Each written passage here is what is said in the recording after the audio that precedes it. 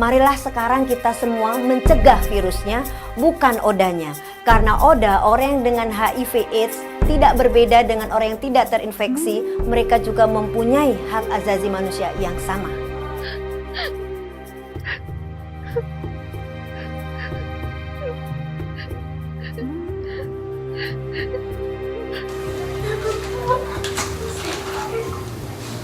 Reaksi para Oda saat kali pertama mengetahui dirinya mengidap virus HIV berbeda-beda. Umumnya bersikeras menyangkal kenyataan-kenyataan yang ada di hadapan.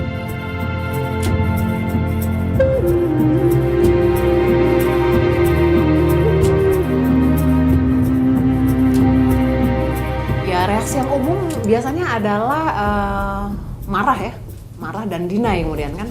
Kok saya kan lebih soleh daripada dia, saya lebih baik daripada dia. Kenapa dia yang kerjanya maling, kerjanya selingkuh, kerjanya korupsi itu malah nggak kena misalnya?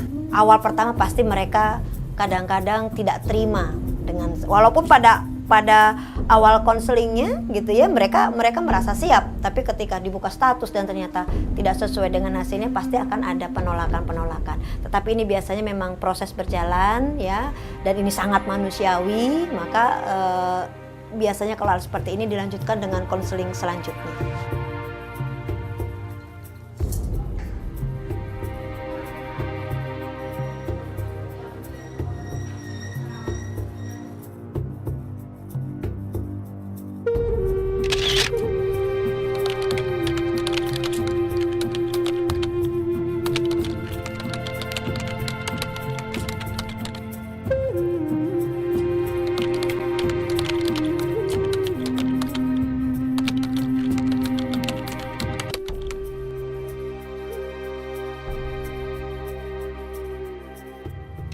Ya, pertama kali aku tahu aku terinfeksi HIV itu kan aku taunya dari anak, ya kan. Jadi setelah anakku lahir, anakku kan mengalami sakit-sakitan ya, seperti diare, terus radang paru-paru. Nah, setelah dokter suruh periksa untuk hasil HIV gitu, ternyata hasilnya positif, dan aku memang taunya dari awal itu dari anak. Sebagai ibu rumah tangga kaget ya gitu loh, kenyataannya pahit banget gitu, karena selama ini jujur suamiku yang aku sayangi hampir 3 tahun menikah tidak kasih tahu bahwa dia sudah positif HIV gitu, malah aku taunya dari anak.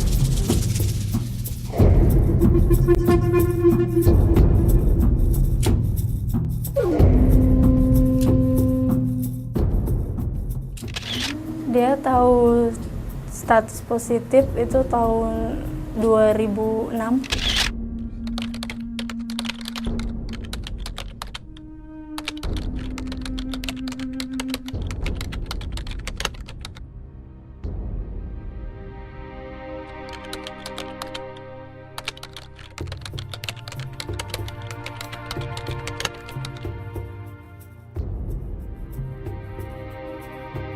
Setelah tahu sakit, lama-kelamaan dari 2005 sakit sampai 2006 itu kena TBC, akhirnya baru memberanikan diri untuk tes. Aku tesnya itu pertama kali di rumah sakit, awalnya di rumah sakit RSPI, terus karena nggak percaya akhirnya periksa lagi di puskesmas. Di puskesmas akhirnya positif juga, barulah di situ bisa menerima, walaupun sebenarnya sih nggak mau nerima. Awalnya sih kenapa gue positif ya, sempat bingung kok bisa gitu kan. Setahu gue kalau misalnya positif tuh cuma orang luar negeri doang, itu kena juga ke anak gue, jadinya mentalnya agak-agak terganggu gitu. Cuman ya memang agak-agak anak tuh agak-agak sedikit menjauhnya, lebih senang sama nenek ketimbang sama ibunya sendiri. Dea dan Vivi adalah korban. Vivi terinfeksi HIV dari suami yang dinikahinya. Sementara Dea menjadi pencandu karena lingkungan pergaulan telah memaksanya. ya setelah dia menularkan itu kepada aku, apalagi sama anak ya, sempat aku kesel banget. Terus aku juga sempat ninggalin ya kan, terus karena memang aku pengen kasih kesadaran buat dia untuk mengakui gitu loh. Sebenarnya gini, dari awal aku bilang tidak apa-apa kamu nularkan sama aku ya kan, tapi jangan sama anak, dia udah almarhum.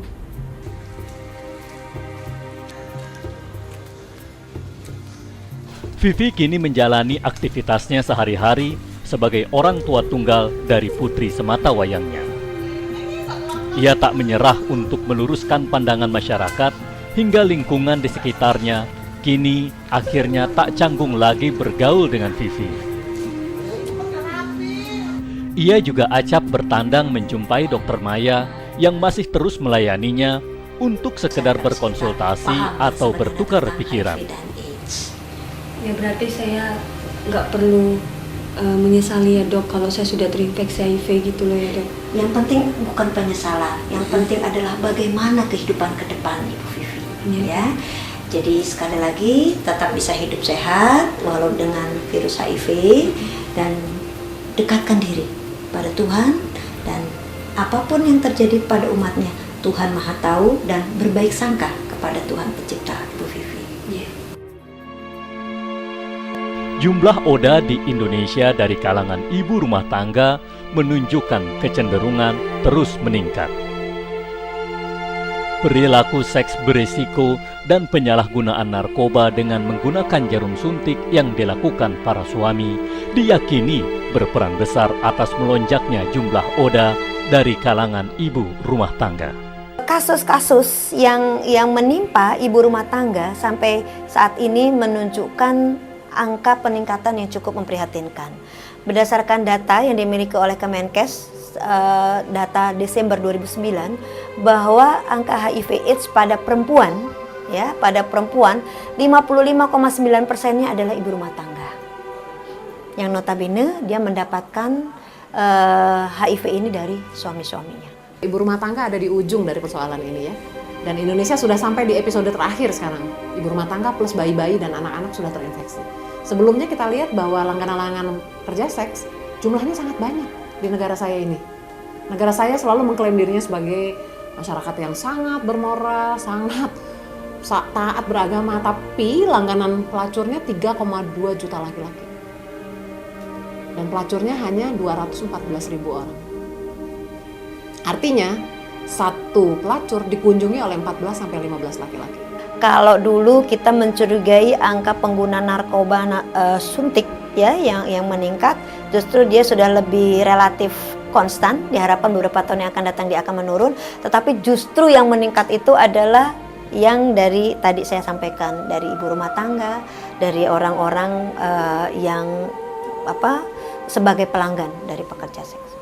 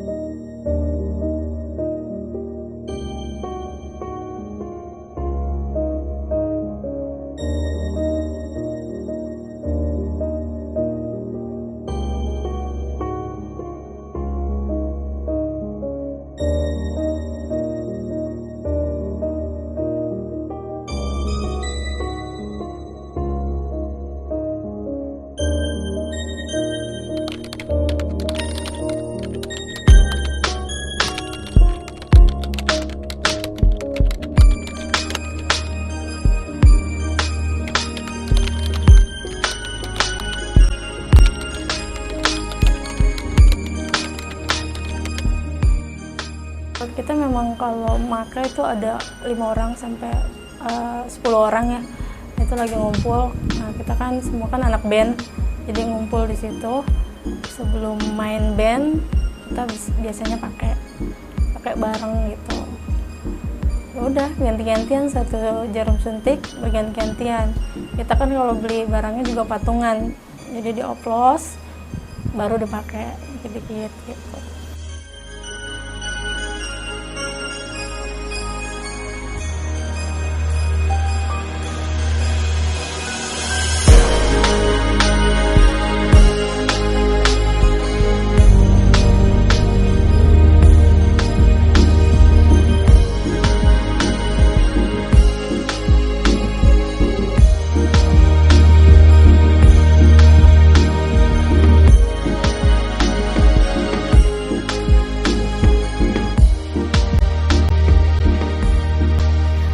marilah sekarang kita semua mencegah virusnya, bukan odanya.